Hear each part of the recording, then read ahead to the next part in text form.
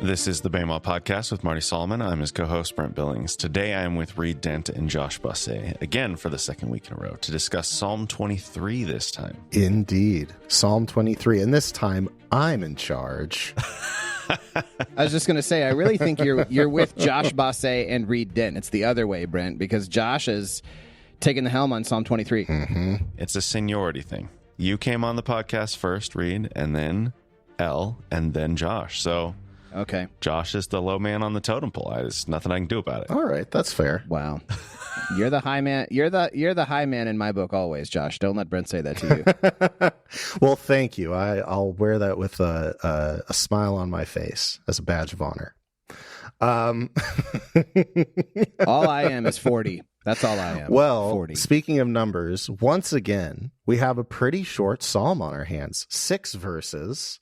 Psalm 23. You may have heard of this one before. So short episode is what you're saying. Oh, yeah. Short episode. Probably about as short as our one last week.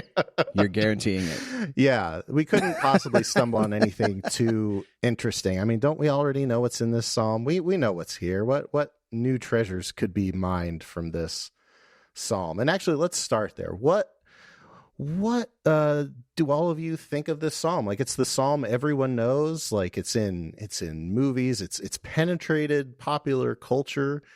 This is a very well known psalm. What does it conjure for you guys experientially? I remember hearing about when my grandpa died. I know this is not necessarily how you expected this to begin, but he had a minister come visit him because he felt like he was close, and this is what he wanted read to him, which was very strange for me because as I grew up, I had never saw him engage in religion or the Bible or anything.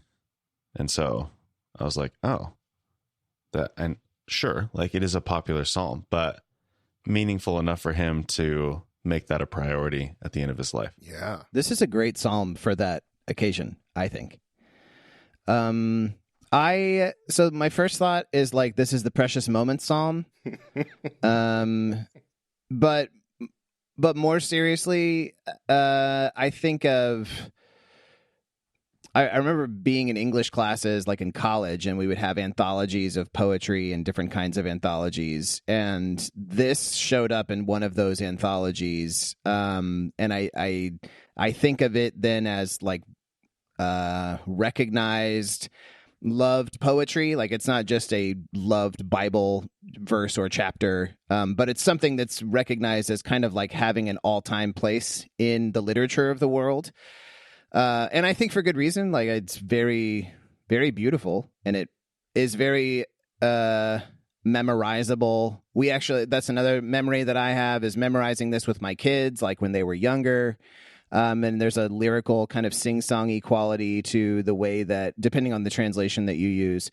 So yeah, I just think of it as great poetry. I feel it is about being comforted, and it sounds and feels comforting to say, is my experience with it. Yeah, I think that's I think a lot of people will relate to that. And yeah, I know.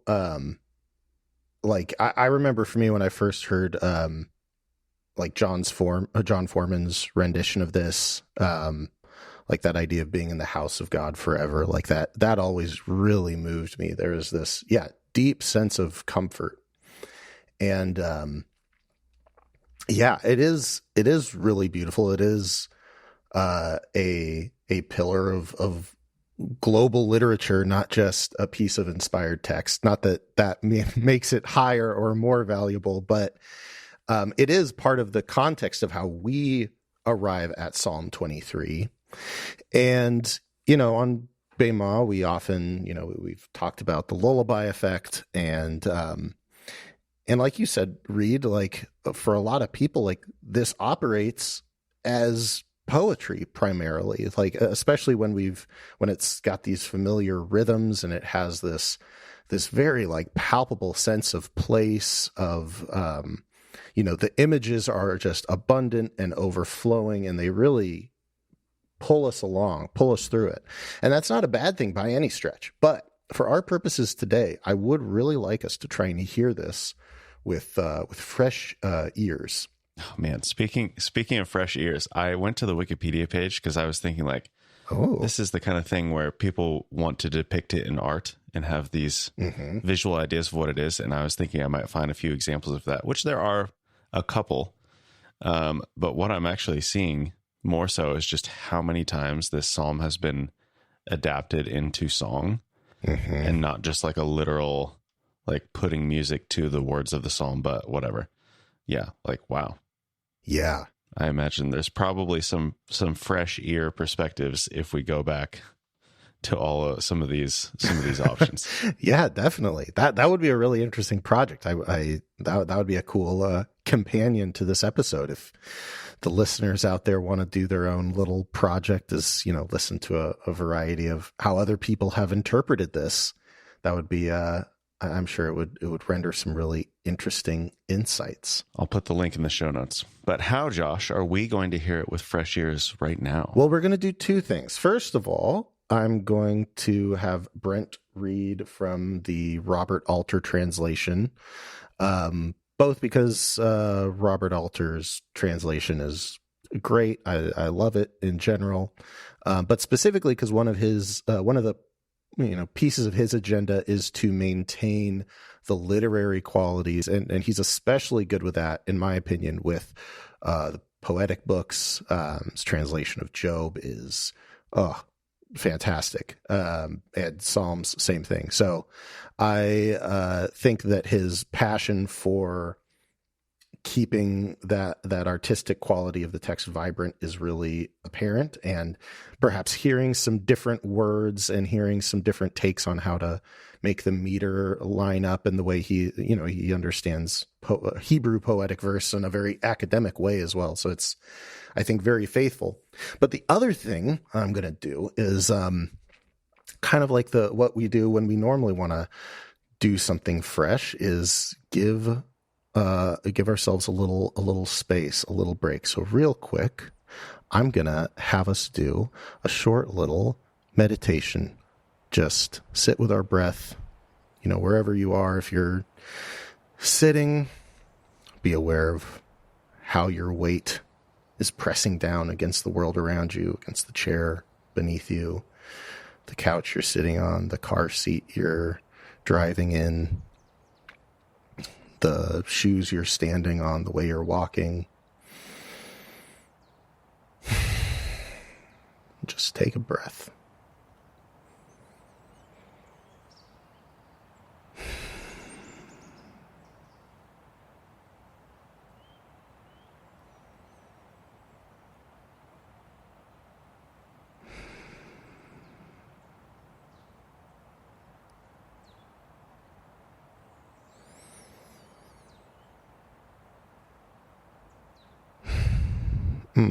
I wish we could keep on doing that for a while, but we're going to do a short episode today. I feel it in my bones. So even with the breathing. So I will now invite Mr. Brent Billings to take us into the text. The Lord is my shepherd, I shall not want. In grass meadows he makes me lie down. By quiet waters guides me. My life he brings back. He leads me on pathways of justice for his name's sake. Though I walk in the vale of death's shadow, I fear no harm, for you are with me. Your rod and your staff, it is they that console me. You set out a table before me in the face of my foes. You moisten my head with oil, my cup overflows. Let but goodness and kindness pursue me all the days of my life, and I shall dwell in the house of the Lord for many long days. That was well read, Brent. Thank you for that. Well, there's a couple things that Alter actually points out in his notes that I want to highlight. which is first that we have a pretty distinct shift in this psalm about halfway through. The front half, we see the author speaking about God in the third person, right? The Lord is my shepherd. And then we switch to seeing the author talking directly to God. You set a table before me. And that's going to be important as we look at the structure of the psalm and everything. So we have 3 verses talking about God in the third person, 3 verses speaking to God in the second person. And there's also an accompanying shift in imagery from this idea of, the life of a sheep with this wonderful shepherd to the life of a person serving this good God. And in both cases, like we talked about earlier, they're very comforting. They're talking about God's provision and care, even when we go through difficult times, and the constancy of God's presence. And more specifically, I see in there an important jump in imagery between the author being metaphorically cast as a sheep and the author just as a human being, living their life, having enemies, needing to be cared for, all that stuff. So with all that being laid out, first of all, what are y'all hearing? Just broad, open, subjective question. Did anything new pop out? It strikes me when you mentioned the shift in imagery, that was tracking along with something that kind of happened with me where sort of feeling a little, I don't know if the word is like disjointed, but in terms of like sense of place, like I feel like the opening part has a very strong sense of place because we're having all of these kind of features of the landscape described to us. You've got the green pastures or the meadows, as Alter calls it. You've got the waters. You've got the valley of the shadow of death. And then suddenly when the table shows up, I get this, like, I don't know where I am now. And I think that's also like this accompanying, I was a sheep and now I'm not a sheep anymore. But like, where is this table being set, if I'm even supposed to be thinking about such a thing? But it seems a little weird, like just a dinner table is like plopped down in the middle of like a meadow somewhere. Or am I now meant to, there's this anointing, right? Yes. The head with the oil. And so it feels like our place should have shifted, but I don't exactly know what to picture there, where the first half has very, very strong, like I have an actual place in Northeast Missouri that is just like this that's being described, and I can put myself there. That's some good stuff. But before I comment on that, Brent, what about you? Well, I also thought about that table idea, and I was picturing like this wide open meadow, and he's just sitting there with a table covered in all of the stuff for a feast. And he's just sitting back, sipping his cup that's overflowing. And then you hear this low rumble, and this army like comes over the top of the hill. And he's just sitting there enjoying, I don't know, whatever. That's a fun image. Yeah. The thing that stuck out to me the most was your rod and your staff. And normally it's your rod and your staff, they comfort me. And I've always thought of that as like, oh, I see your rod and your staff, and I'm comforted by the idea that you're in control and you're going to protect me and blah, blah, blah. But the way it's phrased here, your rod and your staff, it is they that console me. It makes it seem like the rod and the staff are active agents in this action rather than just me like perceiving something. Ooh. And I don't know if there's anything to that, but like just made me flip my perspective a little bit on that. I like that. I think there's probably a lot of directions we could go with that. I'm interested to see if that comes back up, because that those lines will actually prove to be pretty important as we dive deeper into this. But yeah, I want to. It's interesting that both of you had the exact same vision of, being in this wide open meadow and having, a table, descending from heaven, and, all this nice stuff being poured on the, I don't know. I think a lot of times we imagine this as being King David, so we can just go with that image without being too pedantic about it. But yeah, King David just chilling in this grassy meadow with all these nice things. One thing Alter mentions here that I thought was really interesting, because I had, made some assumptions in the text, is he talks about the use of oil here. Like, apparently the terminology in Hebrew is not anointing. It's more of this kind of luxurious, like he's conditioned his hair, like he's just moisturized, he's feeling good from his body to this, table set in front of him to this, never ending cup. And it is interesting the way we aren't given the same kind of description of setting as we are in the first half, but it is more of like a social setting. He is blessed even in the face of enemies. He has a full table. His cup is overflowing. He's moisturized. He's feeling good, and that kind of flows from the idea of walking in the valley, the veil of death's shadow, as Alter put it. And yeah, it is interesting that there becomes a little bit more vagary in the scene that we're supposed to be imagining. And we should also take it with a grain of salt, because this is pretty standard for biblical language. We don't usually get like descriptions of settings like we do in, modern stories and novels and such. They talk about dialogue and characters and what they do, not usually like what color the curtains were or how the light was hitting Abraham's face or anything like that.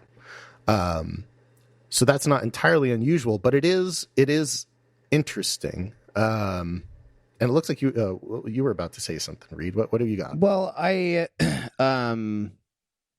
we going to talk about the enemies? Because I wonder, well, we can maybe save this for that, but my question is, like, what is the relationship between psalmist and enemies in the kind of dream imagery that's like going on in this psalm, because it almost is like a dream. Mm-hmm. And is it like, I think the knee-jerk reaction is to hear it's adversarial, but there is this almost like this force field of like untouchability. Like, I'm going to eat in peace, and you might be standing there, but you can't do anything to me, Mm-hmm. Or is it possible to hear it as there is even a sense of like peace between psalmist and enemies? This is a good question. So, and actually, I think it's more of the first image, if I had to take a stand based on the Hebrew, because it uses the word in the presence of to talk about the table being in the psalmist's presence. You prepared a table before me. Okay. But then when it says in the presence of my enemies, it doesn't use the same word of like in their presence. It uses the word neged, which we might remember all the way back in Genesis 2, the etzer kenegdo, neged being that which is opposite or opposed. Oh, yeah. So there is this idea of there being a table here and the author eating at it, and there are enemies present and they're opposed, but you could read that image a lot of different ways. Is there this force field where like Brent's image, there's this army, cresting the grassy hill, and our boys just sitting there munching and sipping and, knows God's got his back? Or are they sitting across the table from him? Like there's a lot of, and this is where I think your point about like, okay, wait, what's the image here? That is, I think, really important. Well, and even thinking about this is good. I think I'm hearing this in a fresh way now, just like you wanted from the beginning, Josh. The idea of the enemy sitting across the table from him. What's interesting is like, so there's opposition, but the way in which these enemies are being overcome is not like in a violent way. Yes. Right?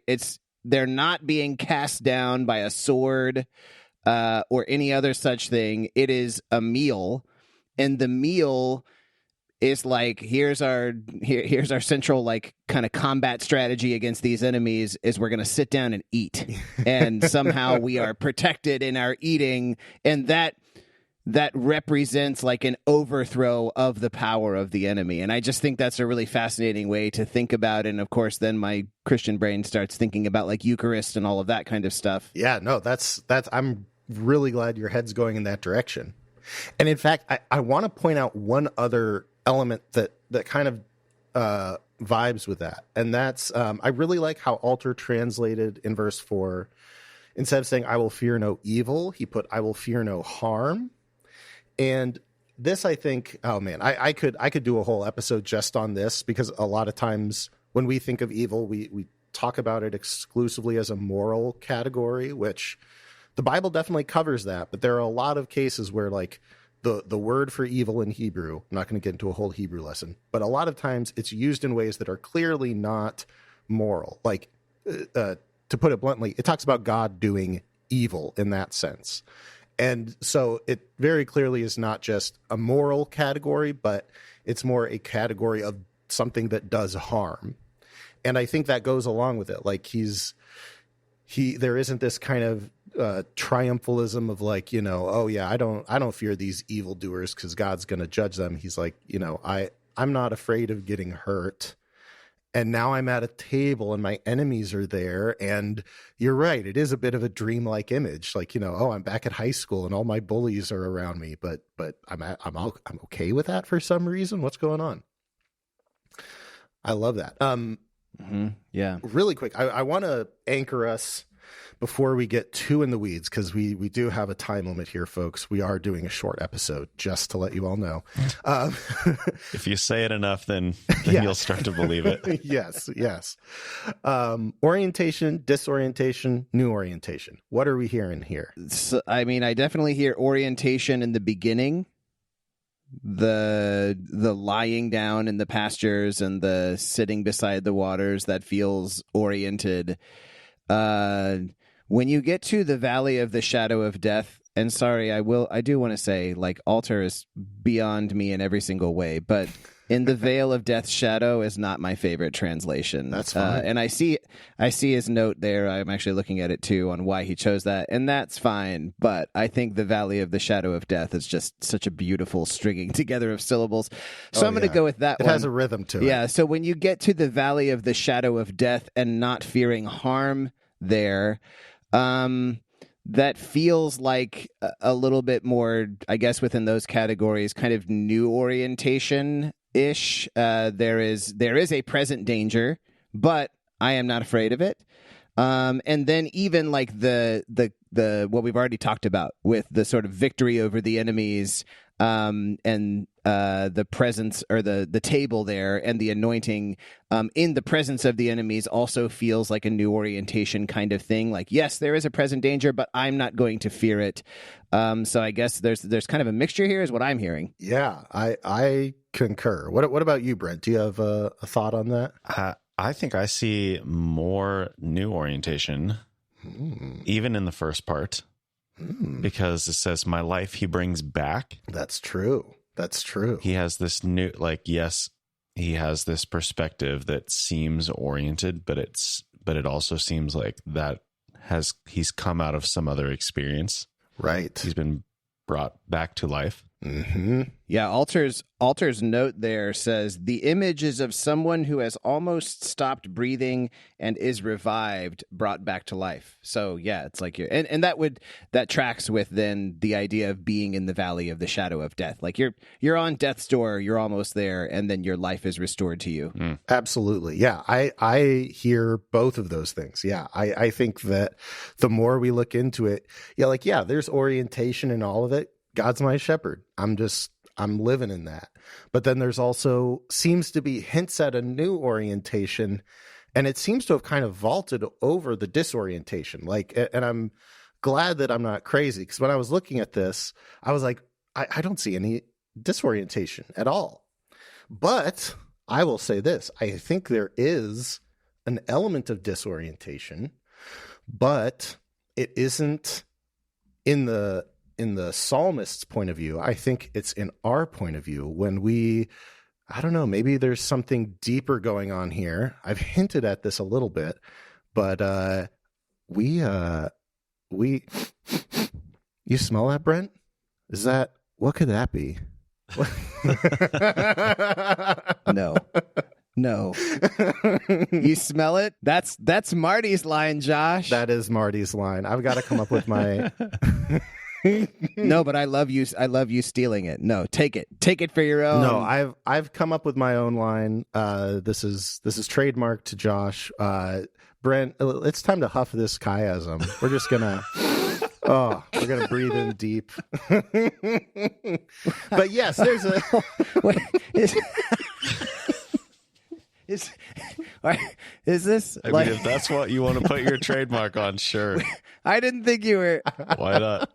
I saw it in the notes. I didn't think you were actually going to say it. Does this have like really strong drug connotations with huffing? Like when I think of huffing, I'm like thinking about huffing, like Sharpies and spray paint cans and stuff like that.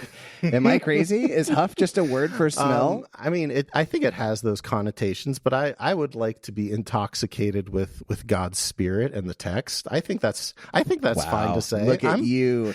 Yes, absolutely. I love the leaps forward. Like you're taking Marty walked so that you could run, Josh. Well, yeah, like you said, I'm the new guy here, so I gotta stand out.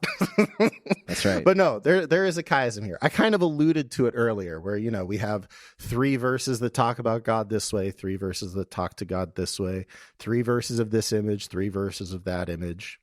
But if we look closer, where we might expect to see some parallels, if we look at the bookends, what do we have in the first verse? We have the Lord is my shepherd. At the end of the last verse, I will dwell in the house of the Lord. Only 2 times in this psalm where it uses the tetragrammaton, Yud He Vav He. And in both, it's talking about our relationship with God. And in both, a pretty intimate relationship. There's this shepherd image, and it specifically references the not needing anything, being taken care of. And in the end, we have this idea of also like being taken care of, being pursued by goodness and kindness, dwelling in the house of the Lord, almost like a Beit Av kind of relationship with God, a familial thing. I was going to say they're both communal. I mean, because as a sheep, if you're in a flock, right, you're not the only sheep. So shepherd automatically is denoting a group, and then in the Beit, the house, there is a whole bunch of other people from the family who are also there. So I like that too. All right, now let's see if we see other similarities here. If we look at verse 2, we have these lush images lying down in grass meadows, being guided by quiet waters. And in verse 5, what's this? We have an image of a table being spread out. We have food, and then we have an overflowing cup, drink. And not only that, you two both associated the table with the meadow. Isn't that interesting? You tricked us, psalmist. But yeah, in both, there's this luxurious tone, not just God is providing, but Marty's talked about before, in realistic terms, the sheep are not getting a lush green meadow. They're, eating dry grass and whatnot. But the psalmist chooses to use luxurious images, like screensaver background images. Mm-hmm. And the same goes with this idea of an overflowing cup. That's David, and no one probably has ever had really a cup that always overflows. That's a poetic image, right? It's a luxurious exaggeration. I love the word luxurious. I think that's a great word to describe what's going on here. The cup too tracks with the waters, and I think cup by itself might be more of a stretch, but the fact that it is an overflowing cup, you are invited to see whatever liquid is being poured into overflowing and sitting by the waters. I like that connection. Or some sort of miraculous situation where the cup itself is a spring of whatever you imagine it being filled with, wine or water or whatever. Yeah, kind of like striking the rock. Yeah. The wine's just pouring out of this cup. All right. Yeah. Okay. We only have 2 verses left. This is a short psalm, and it's a short episode. This is going to be a short episode. This is going to be a short episode, I promise. Okay, so we're getting really close to the center of this chiasm. And what do we have? As was mentioned earlier, specifically, you mentioned, Brent, the kind of parallel between being brought back into life and this parallel of walking through the shadow of death, like these two moments of briefly, like kind of a flirtation with danger, brushing up against something dangerous, but being taken care of by God. And not only this, if you have the pleasure of reading this in Alter's translation, where he does a good job of like lining out the different verses, like the poetic verses, you'll see that verse 3 and verse 4 both have the only triple verses in the whole poem. We have the triple verse, my life he brings back, he leads me on the pathways of justice for his name's sake. Those are 3 distinct verses. And we have the same thing in verse 4. I walk through the veil of death's shadow, I fear no harm, for you are with me. 3 statements.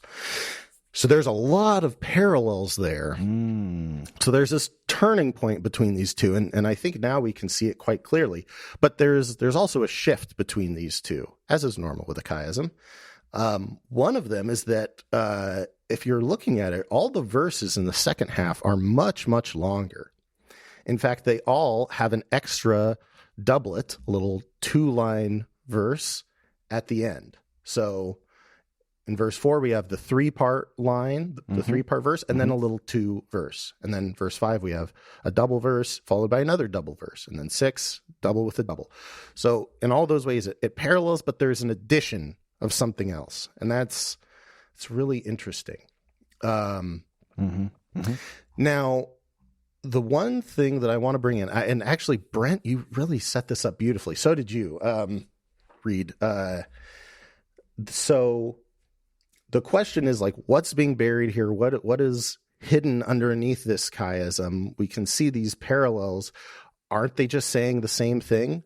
And this is where, if we're going to guess, like, the person who wrote this chiasm intentionally, where would you say they're putting the weight of the hint of, like, there's something extra in here? Where would you say that would be between these two halves? Well, verse 4 is just, there's more text. There's more text. And I would say in general, the second half is the one where there's these additional doublets, additional little double lines.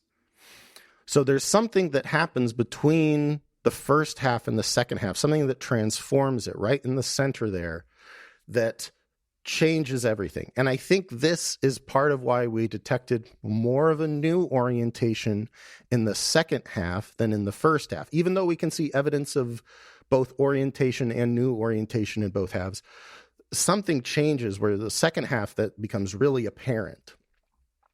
Now, we skirted over something. Remember how I talked earlier about how the images shift from being a sheep to being not a sheep, being a person? That's almost true, except look at the very first doublet, the very first additional doublet in the second half. After you walk through the valley of the shadow of death, you're comforted by the rod and the staff. Wait a second, that's still sheep imagery. On the staff of the shepherd. It's still sheep imagery. Right. So now, here's what I would invite us to do. Let's consider if maybe there is no shift in imagery.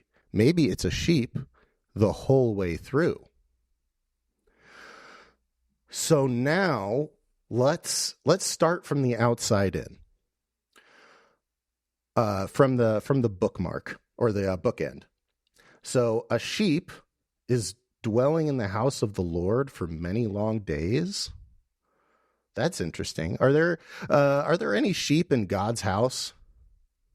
What is God's house, by the way? We were talking about this. What's the setting of this last half? We kind of couldn't figure it out before. Well, if this is David, then it would be the temple, right? Okay, this might be the temple or the Mishkan or whatever. This is God's house, literally. This is the temple. And are there sheep in God's temple? For sacrifices. Oh, interesting. Okay. So yeah, there's sheep there for sacrifices. That's weird. Do they keep them there? That's weird. I don't know. I couldn't speak authoritatively on that. I guess it would be Solomon's temple, not David's temple. So maybe not the temple, but either way. Well, yeah, I wasn't going to be nitpicky about it. But we know what God's house is. We're here for nitpicky, though, Josh. So No, I mean, not we this don't have time. time because it's going to be a short episode. That's true. It's a please short nitpick. episode. We don't got time for it. So we have a sheep in God's house. Okay, let's go back one before. A table set out and an overflowing cup. What does this remind us of in the temple with sheep? I mean, the altar. The altar, yeah, that looks like a table. And being moistened with oil. Did they put oil on sacrifices? I'm going to say, yeah, I'm going to say yes. And where would you have an overflowing cup? Where might this image come up? What did they collect in a cup? The blood. Blood, yes. So then if we peel it back to the center, a sheep walking through the valley of death's shadow, not being afraid because its shepherd is still with it, consoling it, guiding it with the rod and the staff. And then the sheep sees a table, an altar. And across from the sheep is the sheep's foes, or the psalmist's foes. And the sheep is anointed with oil, moistened with oil. Its throat is slit. Its blood is pouring out, so much so that it overflows the basin. And we get to the let goodness and kindness pursue me. That's a really, how is this goodness and kindness for the sheep? Something that's really interesting in the Hebrew here is that word for pursue is most often used to talk about someone pursuing someone else violently with the intent to harm them. So it's a bit of a predatory hunting type of image. So goodness is seeking the life of this lamb all the days of its life that it has left. And it dwells in the house of the Lord for many long days. I think the picture that is being painted here is the psalmist imagining this relationship of shepherd and sheep and saying, yeah, but you know what? Sometimes shepherds sacrifice their sheep, right? Like that happens. That's where the sheep come from. The shepherds raise them, and then some of them are slaughtered. And why are they slaughtered? They're slaughtered to, as you put so beautifully before, Reed, to overcome the power of evil, to eradicate foes by making them no longer our foes. Yeah, I was going to ask. So in your imagination here, Josh, what if we're imagining a sheep being led to the altar for slaughter, for sacrifice? Talk to me about foes in that setting. Can you say a little bit more about how you're interpreting that? Let me put it this way. If I'm the psalmist, I'll start from the beginning. If I'm the psalmist, I'm talking. We talked earlier about how there's so much trust in this image, like a sheep trusting a shepherd. You take care of all my needs, and you do so luxuriously. You've brought me back to life. I was stuck. I was sick, and you nursed me back to health. But now you're bringing me into this scary place. I'm there's things on both sides of me. There's walls around me. I'm used to being out in the field, but now I'm in this place. It's like a valley, and it smells weird. And I'm maybe even hearing other animals crying out, and I can sense that death is nearby, but I am not afraid because you are still with me. You didn't, leave me at in a stranger's care. You're still with me. And if we think about this as, the author isn't exploring what it genuinely is like to be a sheep, but what it is like to follow God, this is where I think the foes thing comes back. This person trusts not just in God in a personal relationship of you take care of me, therefore I trust you and I'm a sheep. They're saying, you've more than proved yourself to me. You've been luxuriously abundant to me, more abundant in your love for me, God, than is even really reasonably possible in this life. And you've proven that love for me again and again. So if I have to sacrifice so that even my enemies can be saved, if I'm brought as the sacrificial lamb, not to save my friend, but to save my enemy, I still trust in you. I don't feel like I'm being pursued and hunted down and killed because of my enemy's sin. I look at that situation and see it's your goodness and your kindness that is after my life, so that these foes can be reconciled at the same table. That's a new orientation right there. And in realizing that the sheep never went away, that it's a sheep all the way through, we're disoriented a little bit. Like, that was our experience just going through this. Wait, what are the foes doing here? Wait, what? Okay, in the temple, I guess. Wait, am I the sacrifice? What the heck? I thought this was a overflowing cup of my beverage of choice. I thought I was getting a nice, oil scalp massage. And waxing poetically, thinking about the final line there. I shall dwell in the house of the Lord for many long days. But like what you're saying is like, well, not that many long days, because you're about to be sacrificed. But then it like elevates our understanding of what it means to dwell in the house of the Lord. And maybe that's not strictly like, well, I had my beverage of choice and subsisted on this particular bread inside this building for this number of like calendar days. But that dwelling in the house of the Lord, there is a sense, like when you read it this way, that it means more than, like, it transcends the boundaries of, like, if the sheep is sacrificed, you know what I'm saying? Yeah. And to speak to that poetically, there's a couple things. I mean, the sacrifice, there's two things that the sacrifice kind of transforms into. And the first is that it becomes smoke, which goes up into God's presence. That's what the text says. And it's a pleasing aroma, or it could also be read as a spirit of rest to God. So in that sense, he could be looking at it as like, I am before you. And that, in a qualitative sense, that's a wonderful long day. That's that day that, we all think about from high school, where we had that, really cool spontaneous trip or whatever. And we made a lot of deep friendships. Mm-hmm. But here's the other thing. Because it is interesting that you bring up, like, well, not many long days.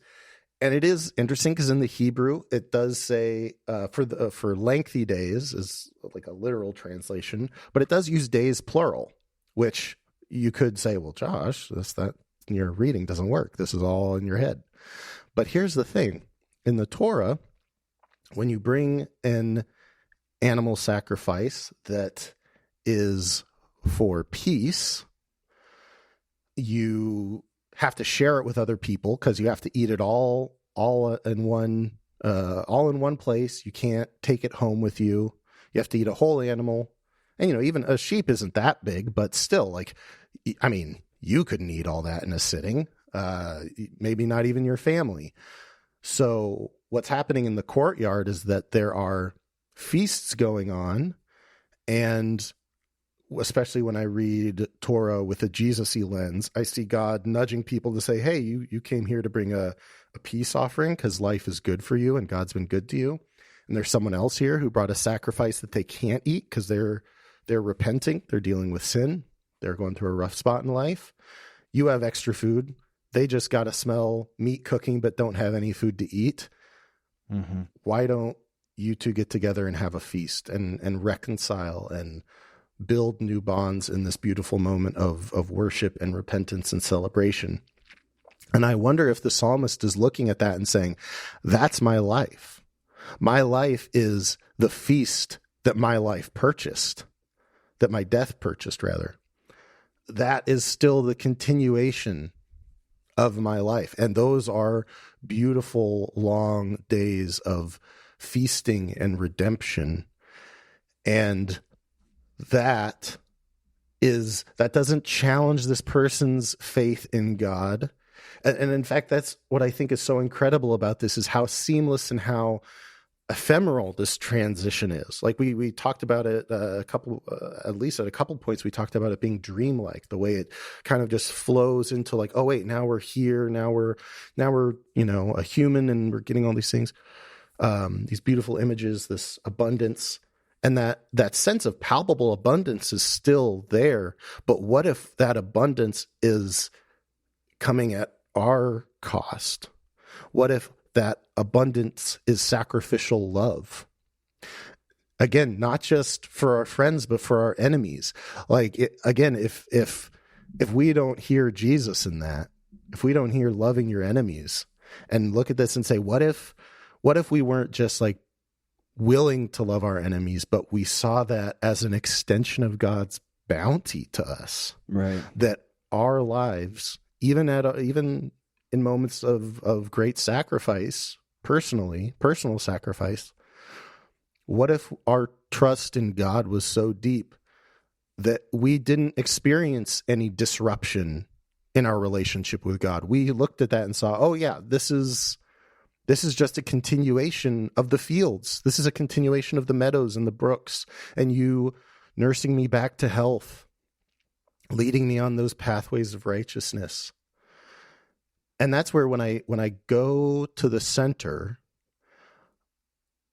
I see this idea of God saving our lives. What was the reason why God saved our lives in that? And why did God save the sheep's life in verse 3? To be led on pathways of justice for his name's sake. For his name's sake. And there was a little weird thing in the Hebrew that I won't get into, but I talked to you guys about it before the episode. And I think it's meant to blur the lines there of, is it my life? Is it God's life? Like, I am so close to God. God is the reason I'm alive. And God's love for me is part of his identity. It's part of his name. It's at the very root of his being. This isn't some side thing. This is God's thing. And when we really get caught up in that, when we trust in that enough that starts to grow into us and become our identity, it doesn't become a dramatic shift towards, oh, now my life's hard. Now I'm having to sacrifice. It's the same flow of, God saved my life because he loves me, and now I get to sacrifice to save someone else's life, to redeem them. Yeah, and the restoration that is, I think, continuous. Like, he brings my life back. Like we talked about Alter's footnote there, the image being of, you've almost stopped breathing. And it's like, to the point that the giving of myself for the sake of my enemies, like, that depletes me, to some point. And yes, this like, I relate to this because the work of this kind of sacrificial love is very difficult. Like, it's not just easy, and it does take something from you. And yet, when you walk in the path of justice for your enemies, not the retributive justice, right? But we want to restore them. Then, like, however much that takes from you, there is this image, this recurring image of the life is brought back. Like, I'm brought back again, and I'm brought back again. Yeah, and that just the overflowing cup too. You get the sense of, like, whatever in us is being poured out into this cup, or from this cup that is overflowing, it can keep doing that. God can keep restoring that so that it can keep being overflowed. And then I'm also just thinking of the stream, and the stream has no beginning or end. It just kind of keeps flowing on. Yeah, that's really incredible. And that's where we see in the center this blurring, even as the sheep is, going up. And, at this point, if it is a sacrifice, it's not with its shepherd anymore. It would be the person who's, doing the sacrifice for themselves. Right. But still, this sheep says, you're with me. And in the same way that, like, their identity as a sheep is blurred with the shepherd and our identity is blurred into God's, so too, like, exactly what you were just saying, this, like, well, the sheep dies, but like you said, there's the cup is overflowing. It's almost like there is no end to our capacity to bring redemption. And even after this, sacrificial death of a kind, and I hope everyone understands that I'm not suggesting, to do anything that harms yourself in a physical way, but to see that is not the end of your life, but the continuation of, and the deepening of, and the broadening of your life, especially when we consider how our life is bound up in God and God's kingdom. And there is no distinction between those things in this view of the psalmist. And it's got some real resurrection vibes there, Josh. Oh yeah. I mean, I think about, if we share in a death like his, how much more will we share in a life like his? I think about, we carry around his death in our bodies all day long, and I mean, that'll preach for sure. Oh, I love that. Man, this is pretty incredible. I'm now, Josh, officially thinking about this psalm in a very new way. This is all shifted. Nice. Mission accomplished. New orientation, baby. Oh, that's lovely. Brent, how about you? Even the idea of like, in the face of my enemies, like, I think I've always just thought of David like on the run, in battle, under attack. And then the idea of like, oh, not only could he just be sitting at a table face to face with his enemies, but that table is an altar of sacrifice. Mm-hmm. And I mean, that's part of my question too, is like, what is the setting when this sacrifice is being made? Would the enemies ever feasibly be there for the sacrifice, witnessing this? So many questions remain, but sure, absolutely, seeing this in a whole new light. So thank you. I think it is so interesting to think. I imagine this now as a psalm that David wrote late in his life, because I think about the way that enemies are dealt with throughout the Psalms, and it's not uniform. It is not always this sense of like the giving of oneself for the sake of an enemy. I mean, you have actually, Elle and I are going to be recording soon on Psalm 137, which is much more of a collective communal psalm, speaking with the we voice, but it's about, that's the one that infamously ends with, happy are they who take the children and dash them against the rocks, and there's, and we're going to talk about the function and the place that has and why it's important to be able to say those kinds of things. And I don't know if David wrote that psalm or not, who knows? But even in other ones, like I'm thinking about Psalm 139, that is about being knit together in the mother's womb. But then there's this aside where it talks about, oh God, that you would slay the wicked. And there was this cry out, and I don't know. I like to think in my dreamlike imagination that David, whose life in a lot of ways is marked by enemies, right? The enemies that he fought and that pursued him, that after a life of going through all of these enemy relationships and then looking back on it and reflecting, that even as he himself maybe approaches the valley of the shadow of death, his own death, he sees something deeper in all of this, that is the very kind of substance that you are digging out of this now, Josh. And that's a beautiful picture to me. Yeah.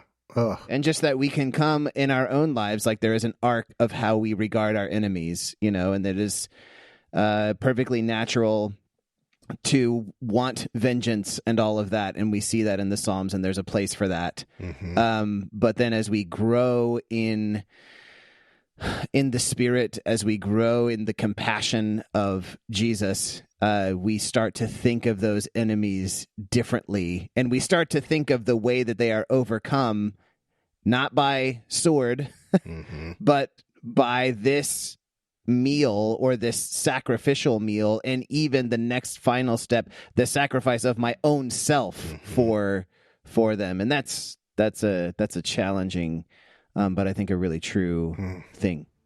Oh, we love the Psalms. We sure do. Well, that's all I got. Good, because That's all? No, that was incredible. Thank you, Josh. Yeah, absolutely. so many things to think about for the next week or however long you need to sit on this episode. I love it. All right, you can go to BamOnDiscipleship.com, find the show notes there, find our contact page, find groups to get into. Like, this is a fun one. Like, we all have our assumptions about Psalm 23, our memories of Psalm 23, and hopefully now we have this new perspective on it. And maybe as we've been talking, you've come up with your own things that stuck out and make you think of something in a new way. Like, get together with somebody and talk about that, because this is fun. Like, I think we only scratched the surface, honestly, Oh, for sure. in this short episode. I don't know. When Josh said the words throat slit, that made me feel like we were getting into the deep end. But it has been good. It's Yeah. great discussion. So yeah, check all that out. And thanks for joining us on the Bama podcast. We'll talk to you again soon.